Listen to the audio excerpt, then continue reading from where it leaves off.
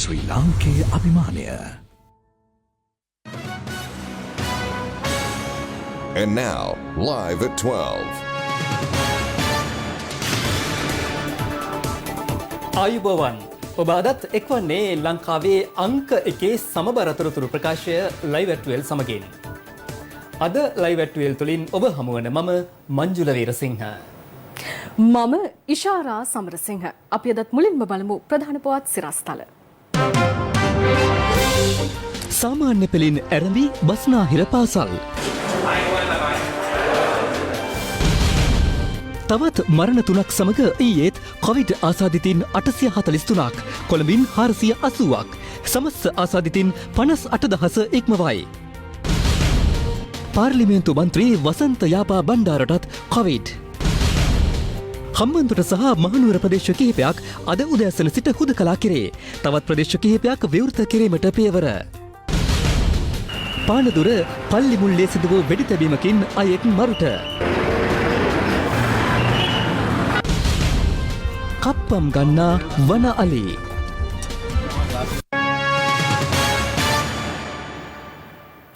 පානදුර පල්ලිමුල්ල ප්‍රදේශයේදී අද උදෑසන වෙඩි තැබීමක් සිදුව තිබෙනවා. එහිදී එක් පුද්ගලයෙකු මිය ගොස් ඇති බව පොලිසිය සඳහන් කළා. අද උදෑසන 10ට පමණ පානදුර පල්ලිමුල්ල ප්‍රදේශයේදී මෙම වෙඩි තැබීම සිදුව තිබෙනවා. අප වාර්තාකරු සඳහන් කළේ ත්‍රිරෝද රථයකින් ගමන්ගත් තිදෙනෙකු ඉලක්ක කර ගනිමින් මෙම වෙඩි තැබීම සිදුව ඇති බවයි.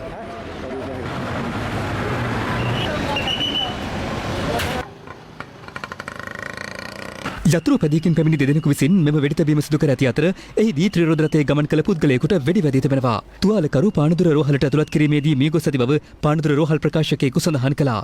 පානදුර ප්‍රදේශයේ පදිංචි අවුරුදු 32ක දීවර රැකියාවේ නිරත පුද්ගලයෙක් මෙලෙස මිය ගොස් තිබෙනවා. එම ස්ථානයේ තිබී T56 වර්ගයේ පතරොන් කොපු 4ක් හොයාගෙන තිබෙනවා. මේ සම්බන්ධයෙන් පානදුර උතුර පොලිසිය පානදුර ජ්‍යෙෂ්ඨ පොලිස් අධිකාරිගේ අධීක්ෂණය යටතේ විශේෂ විමර්ශනයක් ආරම්භ කර තිබෙනවා. මෙතෙක් සැකකරුවන් සම්බන්ධයෙන් තොරතුරු අනාවරණය වී නැහැ. අදාළ සැකකරුවන් සම්පූර්ණ මුහුණු ආවරණ සහිත හෙල්මට් පැළඳ යතුරු පැදියකින් පැමිණ ඇති බවටයි වාර්තා වෙන්නේ. බස්නාහිර පළාතේ පාසල් සාමාන්‍ය පෙළ විභාගයට පෙනී සිටින සිසුන් වෙනුවෙන් අද විවෘත කෙරුණා. ඒ නිවැරදි සෞඛ්‍ය උපදෙස් සහ සෞඛ්‍ය ආරක්ෂිත ක්‍රමවේද ඇතුළත් උපදෙස් මාලාවකට අනුගතව විශේෂ සැලැස්මකට අනුවයි. COVID-19 වෛරසය හමුවේ බස්නාහිර පළාතේ පාසල් මාස 3ක කාලයක් වසා තබනු ලැබුවා. කෙසේ වෙතත් අධ්‍යයන පොදු සහතික පත්‍ර සාමාන්‍ය පෙළ විභාගයට පෙනී සිටින සිසුන් වෙනුවෙන් අද සිට බස්නාහිර පළාතේ උදකලා කළ ප්‍රදේශ හැර අනිකුත් ප්‍රදේශවල පාසල් යලි විවෘත කරනු ලැබුවා. මේ පිළිබඳව අද පත්‍රයේ වැඩසටහනට එක්වෙමින් අධ්‍යාපන අමාත්‍යාංශයේ ලේකම් මහාචාර්ය කපිල පෙරේරා මහතාද අදහස් පළ කළා. අද බස්නාහිර පළාතේ ඕලෙවල් පන්ති ආරම්භ කරනවා. ඒ ගැනත් බස්නාහිර පළාතේ සෙසු පන්ති පෙබරවාරි 15 වෙනිදා ආරම්භ කිරීමට නියමිත බව කියවෙනවා. ඒ ගැනත් අපිට කියන්න. අපස සාමාන්‍ය පෙළ විභාගයට ඉදිරිපත් වෙන දරුවෝ සඳහා මේ පාසල් පද්ධතිය සූදානම් කරා. මෙහිදී පොලිස් දෙපාර්තමේන්තුව බස්නාහිර පළාත පාර නියෝජ්‍ය පොලිස්පතිතුමාගේ උපදෙස් මඟ පෙන්වීම යටතේ මේ පාසල් සියල්ලම නොමිලේ විස බීජ හරණය කළා දුන්නා. විශේෂයෙන් අද දවසේ බලාපොරොත්තු වෙනවා මේ දරුවන් සඳහා මේ ගුරු බවතුන් එක්කහුව වෙලා ඒ දරුවන් කොච්චර සාධනීය මට්ටමකට ඇවිල්ලා තියෙනවා අපේ සාමාන්‍ය පෙළ විෂය නිර්දේශය කොච්චර දුරට ඒගොල්ලෝ ආවරණය කරපු එකේ කොයිතරම් සාර්ථකත්වයක් තියෙනවද, ඒ හිඩස් තියෙනවද, අඩුපාඩු තියෙනවද කියලා මේ දවස් 25 තුල, ඒ කියන්නේ අද ජනවාරි 25 වෙනිදා ඉඳලා අපි පෙබරවාරි මාසේ 26 දක්වා තමයි අපිට කරන්න පුළුවන් වෙන්නේ. සාමාන්‍ය පෙළ සිසුන් වෙනුවෙන් පාසල් විවෘත කරනු ලැබුවේ ඒ සියලුම පාසල් විෂ බීජ හරණයට ලක් කිරීමෙන් අනතුරුවයි. බස්නාහිර පළාතේ පාසල් 907ක සිසුන් 73319 දෙනෙකු මෙවර අධ්‍යයන පොදු සහතික පත්‍ර සාමාන්‍ය පෙළ විභාගයට පෙනී සිටිනු ලබනවා. ඔවුන් සඳහායි අද දින මෙලෙස පාසල් විවෘත කරනු ලැබුවේ. බොහෝ පාසල්වල සිසුන්ගේ සහ ගුරුවරුන්ගේ පැමිණීම යහපත් මට්ටමක පැවති බවයි අප වාර්තාකරුවන් කියා සිටියේ. නිවැරදි සෞඛ්‍ය උපදෙස් මාලාවන් අනුගමනය කරමින් පාසල් තුළට සිසුන් ඇතුළත් කර ගැනීමෙන් අනතුරුව සිසුන්ගේ අධ්‍යයන කටයුතු සිදු කරන බවයි විදුහල්පතිවරුන් ප්‍රකාශ කළේ. බහුතරයක් දෙමව්පියන් දරුවන් අපේක්ෂාවෙන් හිටිය දිනයක් විදියට තමයි මම අද දිනේ සලකන්නේ. ගුරුවරු අපි කාලසටහන අනුව සකස් කරලා තියෙනවා පන්තියෙන් පන්තියට ගුරුවරු ප්‍රමාණය ඇත්තටම අපිට වෙන්දර වඩා 3 ගුණයක් අවශ්‍ය වුණා. මොකද හැම පන්තියක්ම 3ට බෙදෙනකොට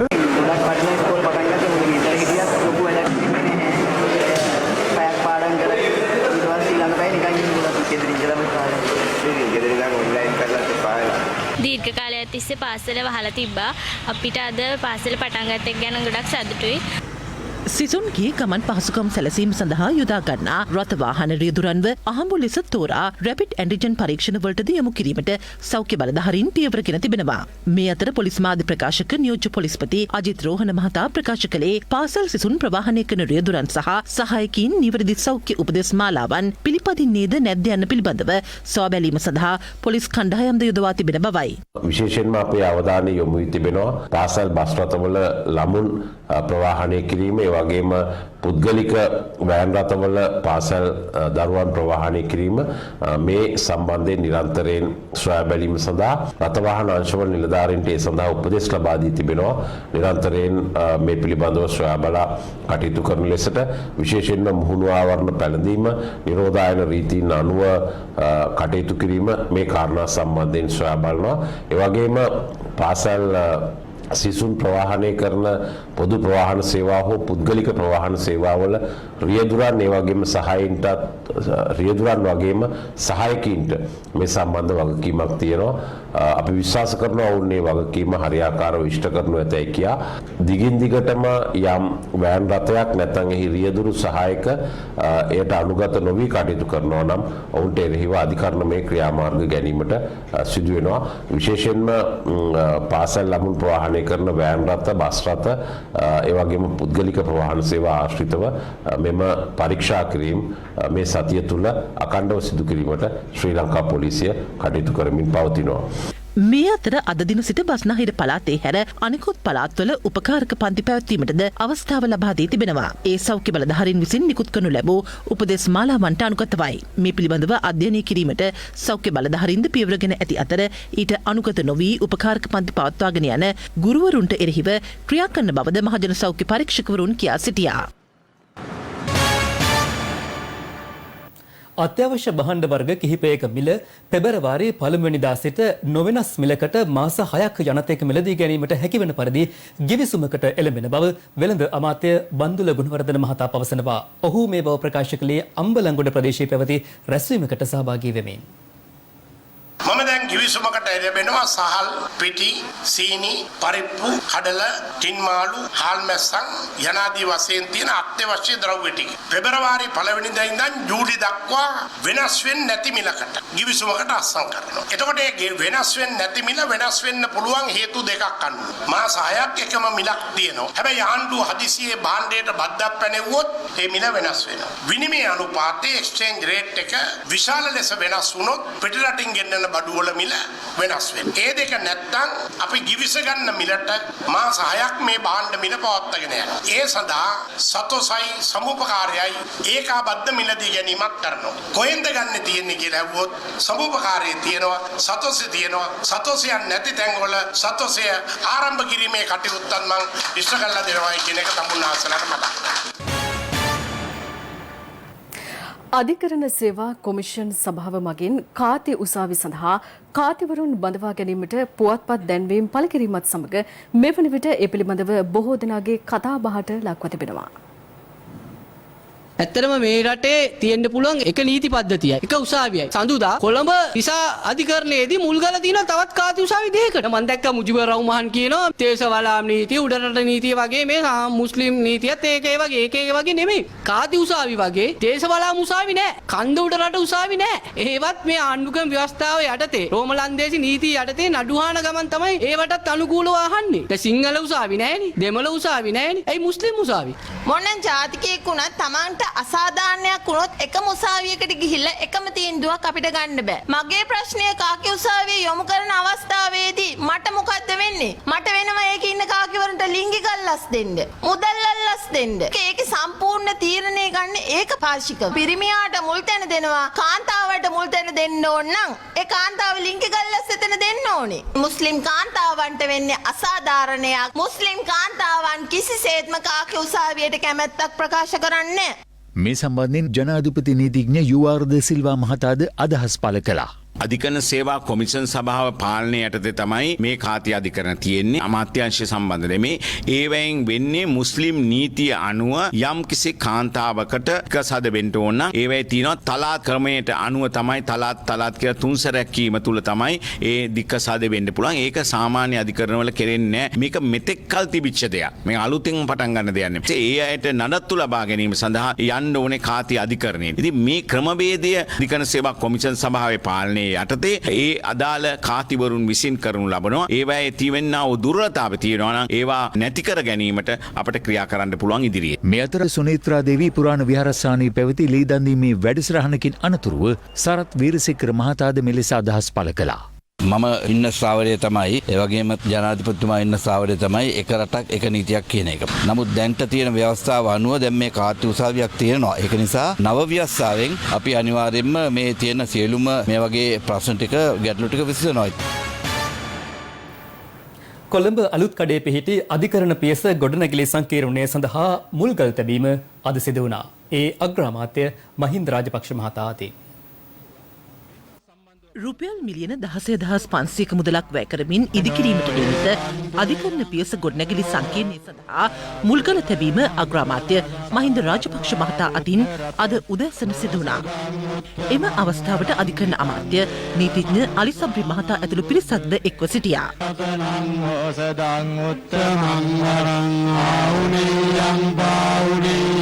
අඩිකල් நாட்டி வைத்திருக்கின்றார்.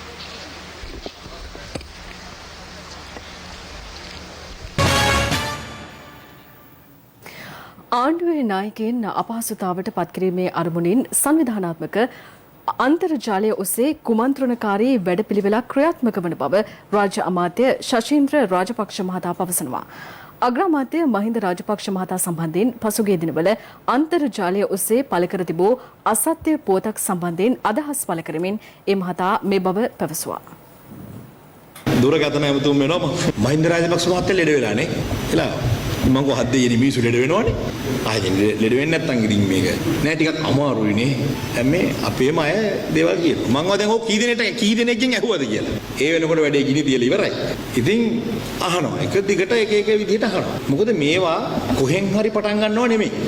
මතක තියාගන්න. මේවා ඊටමත් කුමන්ත්‍රණකාරීව තමුන්නාන්සලා අපි වැඩියෙන්ම හදවතින්ම ආදරය කරන අපේ නායකයාට අනතුරක් වෙනවා කියලා මානසිකව අපේ ඔළුවට දම්මනවා. මානසිකව ඔළුවට දම්මලා අපිව දුර්වල කරන්න කුමන්ත්‍රණකාරීව මේ කතා වෙන කටකතා. මේවා ආරම්භ වුණේ මේ කතාව ආරම්භ වුණේ අපිට විරුද්ධව මඩ ගහන සමාජ ජාලයක් හරහා. මේ Facebook එකක් තියෙනවා. ඒකේ හරහා ඒක ක්‍රියාත්මක කරන අය කවුද කියලාත් අපි දන්නවා. ඒකට මොනතරම් වියදමක් කරාද කියලා අපි දන්නවා. ඒ වියදම් කරලා ඉවරලා කරන්න හදන්නේ මොකද්ද කියන එක පිළිබඳව දන්නවා. අපිත් ඒව පිළිබඳව හොඳින් බලාගෙන ඉන්න. මේක දිගට හරහාට මේ කතාව ප්‍රචාරය වෙනවා. මමත් අපේ මහින්ද රාජපක්ෂ මහත්මයා දැන් දවස් 4-5කින් දැක්කේ නැහැ. එහෙනම් මමත් ගත්ත කෝල් එකක්. අනේ ගොනා වගේ ඇවිල්ලා උදේ පාන්දර මාත් බැනුම් ඇහුවා. ලොව කොවිඩ් ආසාදිතයින් සංඛ්‍යාව මේ වන විට මිලියන 99 ඉක්මවා ඇති අතර වාර්තා වන සමස්ත කොවිඩ් මරණ සංඛ්‍යාව 21,38,000 පසු කර තිබෙනවා. කෙසේ වෙතත් ලොව සමස්ත කොවිඩ් ආසාදිතයින්ගෙන් මිලියන 71ක පිරිසක් සුවය ලබා ඇති අතර ආසාදිතයින් ව්‍යාප්තිය අතින් තවමත් පෙරමුණේ පසුවන්නේ ඇමරිකාවයි. ඒ සමගින් ලොව කොවිඩ් ව්‍යාප්තිය පිළිබඳවයි මේ විමසා බැලීම. අභාව ප්‍රාප්ත ප්‍රවීණ ජනමාධ්‍යවේදී කලාකීර්ති එඩ්වින් ආර්යදාස මහතාගේ දේහය පිළිබඳ අවසන් කටයුතු අද පස්වරුවේ බොරැල්ල පොදු සුසාන භූමියේදී සිදු කිරීමට නියමිතයි. මෙවන විට එතුමාගේ දේහය බොරැල්ලේ පෞද්ගලික මල් ශාලාවක තැන්පත් කර තිබෙනවා. මාධ්‍ය අඹරෙන් නිවී ගිය මහා ඇදුරු අභාව ප්‍රාප්ත ප්‍රවීණ ජනමාධ්‍යවේදී එඩ්වින් ආර්යදාස මහතාගේ දේහය මේ වන විට බොරැල්ලේ පිහිටි පෞද්ගලික මල් ශාලාවක තැන්පත් කර තිබෙනවා. අදත් එතුමාට අවසන් ගෞරව දැක්වීමට විවිධ පිරිස් පැමිණි අයුරු දක්නට ලැබුණා.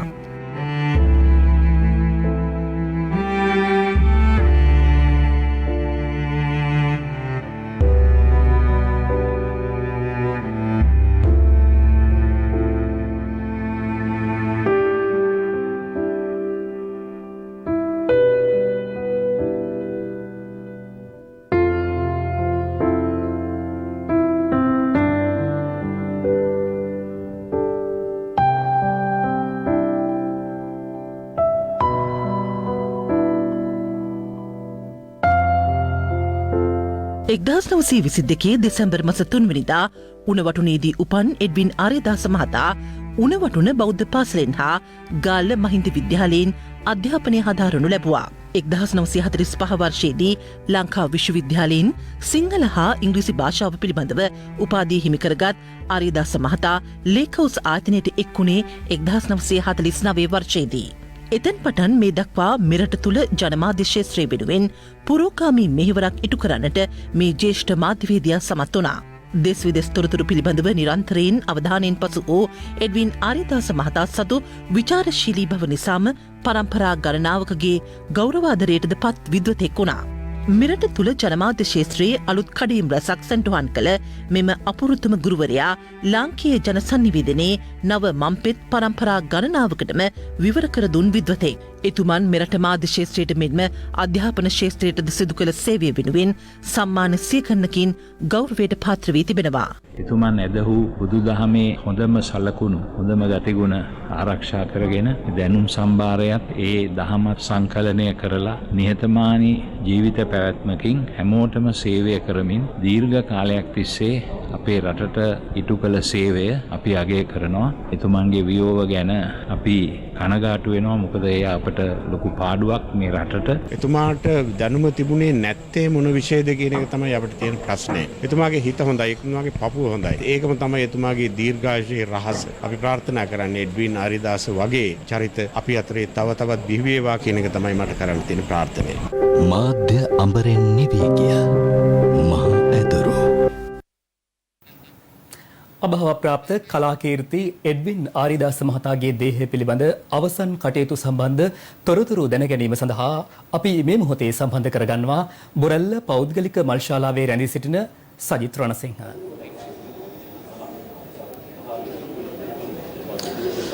ඕවන්ජල මේ මොහොතේටත් මේ අපේ රටේ පරම්පරා ගණනාවකට මාධ්‍ය ශ්‍රේෂ්ඨය පිළිබඳව පුළුල් දැනුම් සම්භාරයක් ලබා දුන් කලාකීර්ති ආචාර්ය එඩ්වින් ආරිදාස මහතාගේ දේහය කොළඹ පෞද්ගලික මල් ශාලාවක තැන්පත් කර තිබෙනවා. ඉතින් අද උදෑසන කාලයේ සිටම විශාල ජනතාවක් ඔබ සඳහන් කළ ආකාරයටම අපි පෙන්වූ ආකාරයටම මෙතුමන්ගේ දේහයට අවසන් ගෞරව දක්වන්නට පැමිණියා. මම හිතන්නේ මේ පැමිණි පිරිස පිළිබඳව අපි අවධානය යොමු කරද්දී අපේ රටේ විශිෂ්ටයින් රැසක් මෙතුමන්ට තමන්ගේ අවසන් ගෞරවය පුද කිරීම සඳහා අද උදෑසන සිට මෙම ස්ථානයට පැමිණෙන ආකාරයක් අපිට දැන ගැනීමට හැකියාවක් ලැබුණා. විශේෂයෙන්ම අපි සඳහන් කරන ශ්‍රේෂ්ඨ ගණනාවක දේශපාලන ශ්‍රේෂ්ඨය, කලාව මේ ආදී වෘත්තීන් ගණනාවක පුද්ගලයන් මේ මහා දැවැන්තයාට තමන්ගේ අවසන් ගෞරව දක්වන්නට අද උදෑසන කාලයේ සිටම මේ පෞද්ගලික මල් ශාලා පරිසරයට පැමිණියා. ඉතින් අද දහවල් 2ට පසුරු 2ට මේ ස්ථානයේ මහජන ගෞරව සඳහා මේ තැන්පත් කර තිබෙන දේහය ඉන් අනතුරුව බොරැල්ල කනත්ත දක්වා බොරැල්ල සුසාන භූමිය දක්වා රැගෙන යාමට කටයුතු දා තිබෙනවා. ඒ අනුව එම අවමගුල් පෙරහැර හරියටම සවස් 3ට මෙම පෞද්ගලික මල් ශාලා පරිසරයේ සිට බොරැල්ල කනත්ත දක්වා ගමන් කිරීමට නියමිතයි. ඒ මේ පවතින වාතාවරණය හමුවේ මෙතුමන්ට ගෞරව දක්වමින් ඒ ලබා දී තිබෙන සෞඛ්‍ය මාර්ගෝපදේශයන් සියල්ලම අනුගමනය කරමින් ඒ සඳහා අවශ්‍ය කරන සියලුම වැඩ කටයුතු සම්පාදනය කරමින් තමයි ඒ කටයුතු සූදානම් කර තිබෙන්නේ. සවස් 3ට මේ පරිසරයෙන් රැගෙන යන දේහය පිළිබඳ අවසන් කටයුතු හරියටම සවස් 5ට බොරැල්ල සුසාන භූමියේදී සිදු කිරීමට නියමිතයි. ඒ වගේම අපි මතක් කරන්න ඕනේ මේ සඳහා පූර්ණ රාජ්‍ය අනුග්‍රහය ලබා දී තිබෙන බව. ඒ අනුව මේ පූර්ණ රාජ්‍ය අනුග්‍රහය ඇතිව කලාකීර්ති ආචාර්ය එඩ්වින් ආරිදාස මහතාගේ දේහය පිළිබඳ අවසන් කටයුතු සිදු කරන ආකාරය පිළිබඳව අපි විටින් විට ස්වර්ණ වාහිනිය ඔස්සේ ප්‍රේක්ෂක ඔබට රැගෙන ඒමට සූදානම් සිටිනවා. ඉතින් රැඳී සිටින්න ස්වර්ණ වාහිනිය සමගින් මේ ජාතියක් ගෞරව කරන ඒ දැවැන්තයා කලාකීර්ති ආචාර්ය එඩ්වින් ආරිදාස මහත්මයාට අවසන් ගෞරව දක්වන්නට ඔබේ ගෞරවය පුද කරන්නට. ස්තුතියි සජිත් තොරතුරු ගෙනාවට. කෙටි විරාමයක් ලබා ගැනීමටයි මේ සූදානම.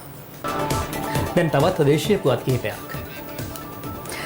තම රජයක් යටතේ දේශීය සම්පත් කිසිදු අයුරකින් විකිණීමට කටයුතු නොකරන බව විපක්ෂ නායක සජිත් ප්‍රේමදාස මහතා පවසනවා.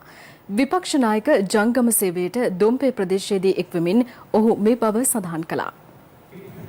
සත්කාරය විපක්ෂ නායක ජංගම සේවය ඊයේ දොම්පේ මැතිවරණ කොට්ටාශය කේන්ද්‍ර කර ගනිමින් පැවතුනේ සමගි ජන බලවේගයේ නායක විපක්ෂ නායක සජිත ප්‍රේමදාස මහතාගේ ප්‍රධානත්වයෙන්. අද මෙතනත් ප්‍රශ්නයක් ඇහුවා බරපතල ජාතික ප්‍රශ්නයක් පිළිබඳ. ඒ බරපතල ජාතික ප්‍රශ්නය තමයි විකුණන්න නැහැ කියපු කණ්ඩායම ඇවිල්ලා දැන් විකුණනවා. දේශීය සම්පත්, දේශීය ආයතන, ජාවාරම්කාරී ක්‍රමවේදයට කුණු කොල්ලට විකුණන ගමන ආරම්භ කරේ මේ ආණ්ඩුව පිහිටවපු දවසේ ඉඳලා. 69 ලක්ෂයක් 68 ලක්ෂයක් ලබා දුන්නු ජනවරම ද්‍රෝහී අන්දමින් පාවා දීලා තිබෙනවා. විකුණන්නේ නැtei කියපු කණ්ඩායම ඉතිහාසයේ වේගවත්ම විකිණීම කරන. සීමාවක් නැහැ. අධිවේගී මාර්ගයටත් තියෙනවා වේගයේ සීමාවක්. නමුත් මේ විකිණීමට සීමාවක් නැහැ. උපරිම ආකාරයෙන් විකුණන 69 ලක්ෂයක් මේ රටේ ජනතාවට මේ රජය ද්‍රෝහි වුණා. ඒ මුලා වුණු කණ්ඩායමට මම කියන්න කැමතියි සමගි ජන බලවේගයේ දොරටුව විවෘතයි. අපිත් එක්ක අත්වල බැඳගන්න. අපි මොනම ආකාරයකින්වත් දේශීය සම්පත් විකුණන්නට ලෑස්ති නැහැ.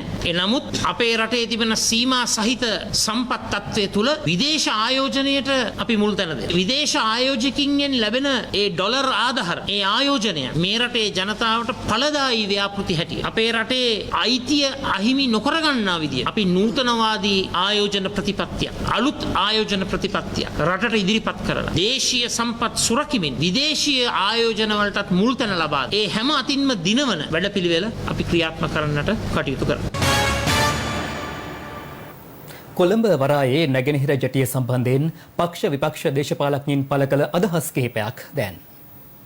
මෛත්‍රීපාල සිරිසේන මැතිතුමා ජනාධිපතිතුමා හැටියට ඉන්න කාලේ තමයි සාගල රත්නායක කියන අමාත්‍යවරයා අවබෝධතාවගේ උසුමක් අත්සන් කළේ ඉන්දියාව, ජපානය හා ශ්‍රී ලංකාව කියන පාර්ශව තුන එකතු වෙලා කොළඹ වරායේ නැගෙනහිර පර්යන්තය සංවර්ධනය කරන්නයි කියලා එකඟතාවයකට ආවේ. ඒ ගිවිසුම අනුව ඒ අවස්ථාවේදී බහුපාර්ශවීය හිමිකාරීත්වයක් තමයි ඇති. ඒ විතරක් නෙවෙයි ජැටියේ බහුතර අයිතිය ඉන්දියාවට සහ ජපානට යනවා. ජපානයේ ඉන්දියාවයි ගිවිසුමක් තිබුණා. ඒකට රනිලුයි සාගල රත්නායකයි සම්බන්ධයි කියලා කියා දෙනවා. ඉතින් හරි ඒකම ඒ වැඩේම ඒ ගනුදෙනුවම ඉස්සරහට ගෙනියන්නේ කවුද දැන්? හම්බන්තොට වරාය විකුණනකොට අපිට මතකයි. අපිත් ඇවිල්ලා උද්ඝෝෂණය කරා, මමත් ඇවිල්ලා උද්ඝෝෂණය කරා. හම්බන්තොට නගරේ සහෝදරු ආවා. අපි අවංකව මේ හම්බන්තොට වරාය ආරක්ෂා කරගන්න උද්ඝෝෂණය කරා. අර හම්බන්තොට වරාය අවුරුදු 99කට එහෙම් පිටින් බදු දෙනකොට කටහාගෙන මුන්දලා දැන් ව්‍යාපාරයක් කවුල්ව කරන්න යනකොට උස්සගෙන සරම් උස්සගෙන උඩ පැනගෙන පුරාගෙන තප්පුලාගෙන කෑගහනවා. අපේ හිටපු අතිගරු ජනාධිපති මෛත්‍රීපාල සිරිසේන මැතිතුමාට එතුමාට අපි අපහාසයක් කරනවා නෙමෙයි. හැබැයි එතුමාට කිව්වා හිටන් හුටන් කියලා ඕන තරම් කිව්වා. හැබැයි එතුමා හරියට හිටන් තමුන්ගේ වැඩේ කොන්ද කෙලෙන් තියාගෙන ඉෂ්ට කරා. ඉන්දියාවට දෙකට නැමුනේ නැහැ. හිටන් තමයි හරියට වැඩ කටයුතු කරේ. මේ නැගිනීර ජැටියේ ප්‍රශ්නේ ඇති උනේ මෛත්‍රීපාල මහත්තයා ජනාධිපති වෙලා ඉන්න කාලේ රනිල් මහත්තයා. තවත් දේශීය පුවත් කිහිපයක් කෙටියෙන් දකිමු දැන්. හම්බන්තොට සූරියවැව වල්සපුගල ප්‍රදේශයේ ගොවි සංවිධාන 86ක නියෝජිතින් සත්‍යග්‍රහයක් පවත්වන ස්ථානයට පරිසර අමාත්‍ය මහින්ද අමරවීර මහතාද පැමිණ තිබෙනවා. එහිදී අමාත්‍යවරයා පවසා සිටියේ විෂය පිළිබඳ පූර්ණ බලතල නොමැති වුවද ජනතාවගේ ගැටලු විසඳීමට හැකි අයුරින් ක්‍රියා කරන බවයි. කතරගම බුත්තල ප්‍රධාන මාර්ගයේ රාත්‍රී කාලයේදී සැරිසරන වන අලින්ගෙන් ගමනාගමනයට දැඩි බාධා එල්ල වී තිබෙනවා.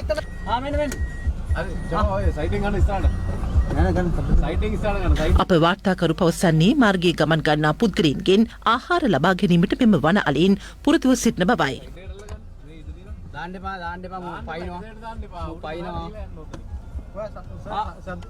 දැනට ඩුබායි රටට පලා ගොස් සිටින මහ පරිමාණයේ මත්ද්‍රව්‍ය ජාවාරම්කරුවෙකු වන රත්මලානී දේවීන්ද්‍ර නැමැත්තාගේ ප්‍රධාන ගෝලයෙකු වන වෑගඩ දතා නැමැත්තා මත්කුඩු පැකට් 2000ක් සමග ඊයේ රාත්‍රියේදී පානදුර දකුණු පොලිසිය විසින් අත්අඩංගුවට ගෙන තිබෙනවා.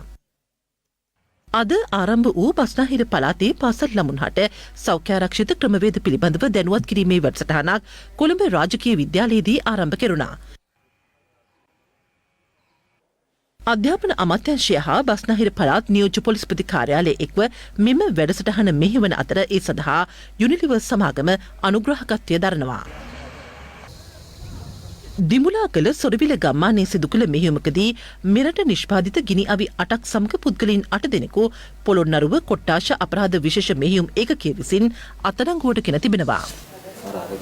තනමල් විල නාලිය රක්ෂිතය සිදුකළ මෙහෙයුමකදී කංසාහයෙන් 4ක් වැටලීමට සුරීවැව හා උඩවලව පොලිස් විශේෂකාර්ය බලකාය නිලධාරීන් සමත්ව තිබෙනවා. අඩි 7ක පමණ උසට වැඩි තිබුණු මෙම කංසා වගාවෙන් කිලෝග්‍රෑම් 197ක් ශ්‍රී ලංකා ආයුර්වේද ඖෂධ සංස්ථාවට බාර දීමට කටයුතු කර ඇති අතර ඉතිරි කංසා වගාවන් විනාශ කර දැමීමට කටයුතු කර තිබෙනවා. ආයුර්වේදයට ලබා දුන් මෙම කංසාවල වටිනාකම රුපියල් කෝටියකට ආසන්න බවයි පොලිසිය සඳහන් කළේ. හම්බන්තොට සහ මහනුවර ප්‍රදේශ කිහිපයක් අද උදෑසන 6 සිට ක්‍රියාත්මක වන පරිදි හුදකලා කළ බව යුද හමුදාපති ජෙනරාල් ශවේන්ද්‍ර සිල්වා මහතා පවසනවා. ඔහු සඳහන් කළේ ඊට අමතරව කල්මුනේ ග්‍රාම නිලධාරී කොට්ටාශ කිහිපයක හුදකලා බව අද උදෑසන 6 සිට ඉවත් කළ බවයි. මේ අතර පාර්ලිමේන්තු මන්ත්‍රී වසන්ත යාපා බණ්ඩාර මහතාටද COVID-19 ආසාදිතයෙකු බවට තහවුරු වී තිබෙනවා. පාර්ලිමේන්තු මන්ත්‍රී වසන්ත යාපා බණ්ඩාර මහතා පසුගිය 15 වෙනිදා PCR පරීක්ෂණයකට ලක්ව තිබුණා. ඔහුගේ සම්බන්ධීකරණ ලේකම්වරයෙකු පැවසුවේ ඊයේ රාත්‍රී එහි ප්‍රතිඵල ලැබීමත් සමග මන්ත්‍රීවරයා ආසාදිතයෙකු ලෙස හඳුනාගත් බවයි. ඊයේ රාත්‍රියේම මන්ත්‍රීවරයා පෞද්ගලික රෝහලකින් රැපිඩ් ඇන්ටිජන් පරීක්ෂණයක්ද සිදු කරගෙන ඇති අතර එහිදී ආසාදිතයෙකු නොවන බවටයි වාර්තා ලැබී ඇත්තේ. කෙසේ වෙතත් පාර්ලිමේන්තු මන්ත්‍රී වසන්ත යාපා බණ්ඩාර මහතා යලිත් PCR පරීක්ෂණයක් සිදු කර ගැනීමට නියමිත බව ඔහුගේ සම්බන්ධීකරණ ලේකම්වරයා ප්‍රකාශ කළා. ඊයේ මෙරටින් වාර්තා වූ කොවිඩ් ආසාදිතින් 843 දෙනාගෙන් දෙදෙනෙකු විදේශගතව සිට දෙවනට පැමිණි පුද්ගලයින්. සෙසු ආසාදිතින් 841 දෙනාගෙන් 480 දෙනෙකුම වාර්තා වී ඇතේ කොළඹ දිස්ත්‍රික්කයෙන්. ඉතිහාසයේ වැඩිම කොළඹ දිස්ත්‍රික්කය තුල වාර්තා වෙච්ච රෝගීන් ගාන අපි දකිනවා. ඊයේ දවස් තුල වාර්තා වෙච්ච කොළඹ දිස්ත්‍රික්කය පුරාම ව්‍යාප්ත වෙලා තියෙනවා. ඒක තමයි බැරෑරුම් කාරණේ. 200කට 250කට ආසන්න ප්‍රමාණයක් වාර්තා වෙලා තියෙන්නේ කොළඹ මහනගර සභා සීමාව ඇතුලේ. ඒතර මේ හිටියඩියේ කොළඹ දිස්ත්‍රික්කය තුල මේ ප්‍රමාණයක් මේ විදිහට අසාමාන්‍ය ලෙස ඉහළ යන්නේ මොන හේතුවක් නිසාද කියලා බලධාරීන් පැහැදිලි කළ යුතුයි. සමස්තයක් විදිහට කලින් තිබුණ විදිහටම බස්නාහිර පළාතේ අවදානම නැවත වැඩි වෙලා දැන් ක්‍රීඩා පුවත්. ශ්‍රී ලංකා එංගලන්ත දෙවැනි ටෙස්ට් ක්‍රිකට් තරගයේ දෙවැනි ඉනිම ක්‍රීඩා කරන ශ්‍රී ලංකා කණ්ඩායම දිවා විවේකයේ සඳහා තරගය නතර කරන විට කඩලු 6ක් දැවි ලකුණු 67ක් රැස් කරගෙන සිටිනවා. තරගයේ ප්‍රථම ඉනිම ක්‍රීඩා කළ ශ්‍රී ලංකා කණ්ඩායම ලකුණු 381ක් රැස් කළ අතර පිළිතුරු ඉනිම ක්‍රීඩා කළ එංගලන්තය පළමු ඉනිමට ලබා ගත්තේ ලකුණු 344ක් පමණයි. ශ්‍රී ලංකා කණ්ඩායම මේ වන විට ලකුණු 104ක් ඉදිරියෙන් සිටිනවා. ඒ සමගින් අපි දැනට ඔබෙන් සමුගෙන යනවා. සුබ දවසක්.